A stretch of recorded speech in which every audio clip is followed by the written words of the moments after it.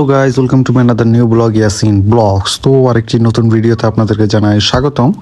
তো এতক্ষণ বাইক একা একা চালাইতে বোরিং হয়ে গেছিলাম, তো হঠাৎ করে হুট করে এক এমটি ভাইওয়ালা চলে আসছে। সো দেখি ভাইয়ের সাথে টানাটানি করতে করতে রাস্তাটা পার করি, বিকজ একা একা বাইক চালানো আসলে খুব বোরিং লাগে। আর যদি কারোর সাথে মনে করেন একটু টানাটানি করি, খুব ইজিলি মনে করেন খুব সহজেই রাস্তাগুলো দ্রুত তাড়াতাড়ি শেষ হয়ে যায়। আসলে MT-50 সাথে আমার ফেজার বাইকটা মোটেও যায় না, বিকজ ওইটা আর এটা মনে করেন আসমান জমিন পার্থক্য, কই স্পোর্টস সেগমেন্টের বাইক আর কই কমিউটার সেগমেন্টের।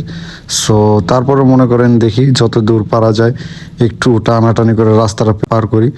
আর MT-15 ভাইটা কিন্তু খুব সুন্দর বাইক টানতেছে, মানে এমটি তো বুঝতে পারতেছেন পিক আপ দিতে দেরি, স্পিড উঠতে দেরি নেই। আর আমার তো মনে করেন এই কচ্ছপ বাইক, একটু স্পিড উঠতেও সময় লাগে। সো যাই হোক, কচ্ছপকে নিয়েই আগাই, বিকজ মনে করেন আজকে একটা কচ্ছপ আছে আমার কাছে অবহেলিত, বাট অনেকের আবার এই কচ্ছপটাই স্বপ্ন, ঠিক আছে। সো যা আছে তাই নিয়ে সন্তুষ্ট থাকতে হবে, আল্লাহর কাছে শুক্রিয়া আদায় করতে হবে, বিকজ হতাশ হওয়া যাবে না, কারণ আল্লাহ পাক যে অবস্থায় রেখেছেন আলহামদুলিল্লাহ।